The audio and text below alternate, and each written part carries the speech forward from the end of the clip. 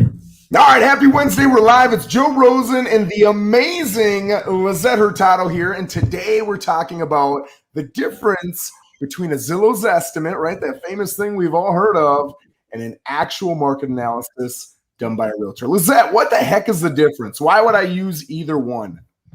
Huge difference between the two of them. Now, not to knock Zillow, but most of their information isn't always correct, and neither is the pricing. It's a good tool to use if you want to get an idea of what the market is at, what's a possibility. But if you really want concrete information to really get a proper information of the market and comps that are sold recently around your neighborhood, you definitely want to get a CMA done. I think that's a great point. I'll tell you, just in my experience, it's about 5 to 10% off on average, the Zestimate. So I think your point is perfect. If you want to know, my home was worth 300. Is it worth 500 now, or is it worth 200? Or, you'll see it's worth 350, and maybe it's worth 310. Maybe it's worth 370. We don't know, Right. But at least you'll have an idea. So really, it's not the worst thing in the world, but I will tell you, realtors are a little bit hesitant to like the Zillow Zestimate because we walk into listing appointments all the time, and whatever price you give them, they always say, but wait, the Zillow Zestimate said, and then you got to go through the reasons why the Zillow Zestimate isn't that accurate. So really, if you kind of work the Zillow Zestimate backwards, right, it's an algorithm. So it's looking at the location and some of the major features and things like that, average numbers, price per square foot, that kind of stuff, to come up with what that algorithm, that robot, that non-person is going to give you as a value, right? And I'm a baseball fan, so I always say it like this. It's kind of like this. If I'm a scout and I say, hey, to one of my under scouts, okay, listen, how good is this baseball player? The Zillow Zestimate is like saying, well, he's from Puerto Rico, and Puerto Rico tends to have a lot of really good baseball players. He's 6'2", and a lot of the best baseball players are 6'2".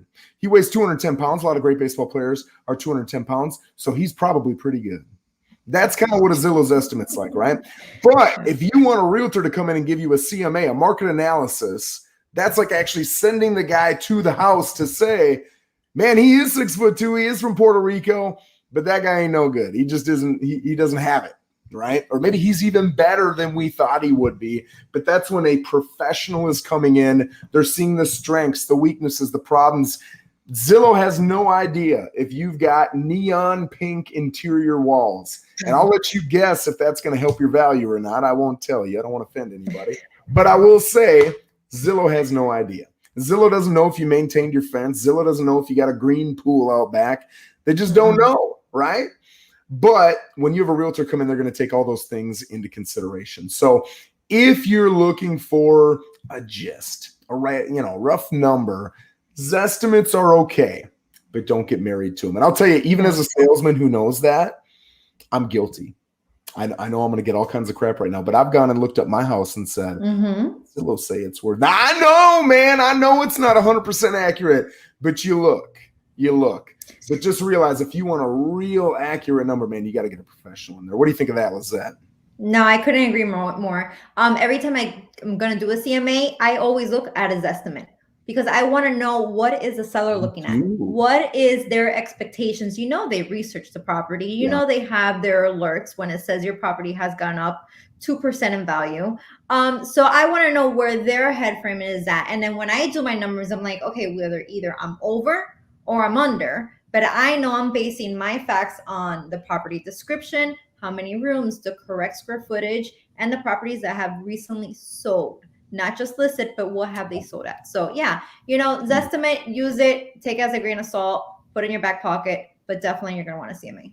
I love that. And I'll take up, if we're going to say that getting a market analysis from a realtor is a step up from a Zestimate, I'll take that to another level too. And I'll say, hey, listen, you want to ask your realtor to show you, sell me on why my home is worth X, right? Show me the comps, make me feel comfortable with it, because I'll tell you right now, there are a lot of realtors who will come in and just say, how much do you want? 400? Yeah, it's worth 400, right? Just to get the listing.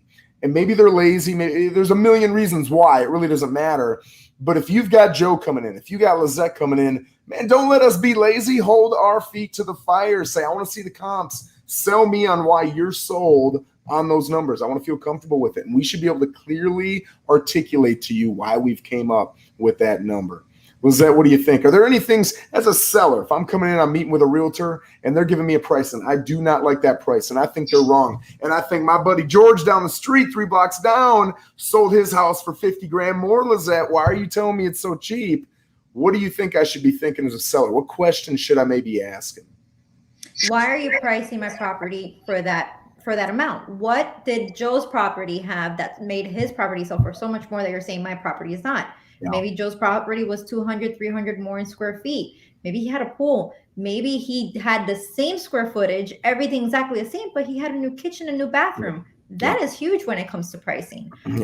So you really have to take the little details into consideration. If your property hasn't been updated in 20 years, you're going to be on the bottom of the price per square footage, which is what I like to use a lot when pricing properties. Yeah.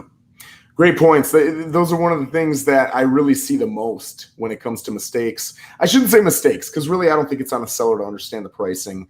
But you'll hear all the time, my buddy down the street sold for this. And remember, just because somebody, I literally just had this last night where somebody said, I've got a property and it's got to be worth X because I see all kinds of properties just like it on the market for X. Well, those properties didn't sell for that amount. They're still in the market, right? And this is a seller's market. So if in a seller's market, they're not selling for that price, obviously it's worth a little bit less, right? But it's easy for us to justify certain things without the data because it makes us feel good. So really, I don't want to see, be careful because again, you're a seller, man. It's not your job. Your job is to make a phone call, hopefully have a trusted agent like Lissette or myself or whoever it is that you know has a strong background in real estate and get them in. And again, don't just take their opinion. I don't care if it's Joe Rosen, you like Joe Rosen, make Joe Rosen show you why that number makes sense. Lissette, you got any big nuggets that you want to share with a seller who's sitting down, picking their listing agent before they actually sit down with them? What should they be asking? What should they be thinking? Anything. I don't care what it is. Give me a nugget. You know, I like to stick to see what's recently sold because you are going to have to face an appraisal down the road. So that right there is what the appraisals are using. They're not using what is listed or what may be pending, but who knows what it's really under contract. So always keep in mind is, will your property appraise? And most deals have to deal with an appraisal. So it's not something that you could we'll worry about when we get to it. No, it's better to address those issues now and be prepared and have a realistic number. Phenomenal point. And that's a conversation we're having in every listing appointment, right? Your house is worth $4.25. Great. Let's list it for $475. It's a seller's market. Here's the thing. I might find somebody crazy enough to give you $475. That's a problem. That's not a good thing because that $475 now has to be justified and supported by an appraiser. If they don't have any comps different than the comps I'm showing you, which they don't, we're all looking at the same MLS, they're going to say it's worth considerably less. And now we got a problem mid-transaction. After you've started moving things, shutting off services, it becomes a pretty big problem. So there are ways to do it, and there are things you can kind of help yourself with, but you do have to remember, at the end of the day, the appraiser's coming through. So great point there. Lissette, I appreciate it. Thank you as always. I hope you have a phenomenal day. Guys, if there are any topics that you want Lissette or myself to bring up, feel free to DM either one of us, and we'd love to do that. You guys have a phenomenal rest of your week.